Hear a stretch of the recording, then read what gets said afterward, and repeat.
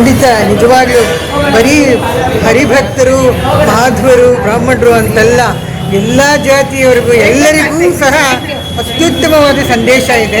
ನಮ್ಮ ಕರ್ನಾಟಕದ ಹಿರಿಮೆ ಇದೆ. ಭಕ್ತರಿಗೆ ಯಾವ ರೀತಿ ಸಮಾಜವನ್ನು ಉದ್ಧಾರ ಮಾಡಬೇಕು ಅನ್ನೋದು ಇರ್ತಾ ಇತ್ತು. ಬರೀ ಭಕ್ತಿಯಷ್ಟೇ ಇಲ್ಲ, ಸಮಾಜದ ಉದ್ಧಾರನೂ ಇರ್ತಾ ಇತ್ತು. ಅದನ್ನು ತುಂಬ ಚೆನ್ನಾಗಿ ತಂದಿದ್ದಾರೆ.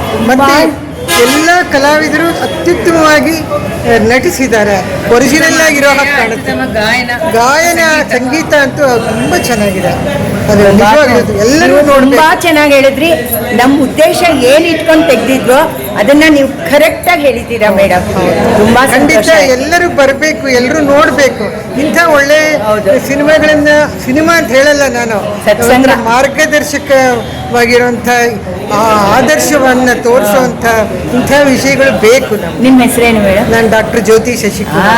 ನೋಡಿದ್ರಾ, ಅದಕ್ಕೆ ನಿಮ್ಮ ಇದಕ್ಕೆ ವ್ಯಕ್ತಿತ್ವಕ್ಕೆ ತಕ್ಕಂತ ಮಾತಾಡಿದ್ದೀರಾ.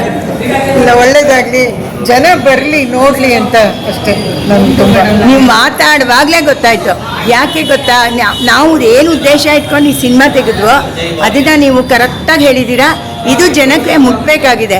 ಬೇಗ ನೋಡ್ಬಿಟ್ಟು ಈ ಮಾತೂರು ಸಿನಿಮಾ ಅನ್ಕೋತಾರೆ. ಖಂಡಿತ ಅಲ್ಲ. ಅವಾಗ ಹೇಗಿತ್ತು, ಹೆಂಗೆ ಎಲ್ಲರೂ ನ್ಯಾಯವಾಗಿರ್ಬೇಕಷ್ಟೇ. ಏನಂದ್ರೆ ಯಾರನ್ನೂ ಕೊಲ್ಲಬಾರ್ದು, ಯಾರನ್ನೂ ದೋಚಬಾರ್ದು, ಈ ಧರ್ಮವಾಗಿರ್ಬೇಕು ಅನ್ನೋದನ್ನ ನಾವೆಲ್ಲರಿಗೂ ಹೇಳ್ತಾ ಇದ್ದೀವಿ. ಕನಕದಾಸರಿಗಿಂತ ಬೇಕಲ್ವಾ? ನಾವು ಯಾರನ್ನೂ ಇದಾಗ ನೋಡೇ ಇಲ್ಲ. ತುಂಬ ಚೆನ್ನಾಗಿ ತೆಗೆದಿದ್ದೀರಾ. Thank you madam. ಅತ್ಯುತ್ತಮ ಸದುದ್ದೇಶದಿಂದ ತೆಗೆದಿರೋಂಥದ್ದು. ತಲುಪಬೇಕಷ್ಟೇ. ಹೌದು, ಎಲ್ಲರೂ ಬರಲಿ, ಎಲ್ಲರೂ ನೋಡಲಿ.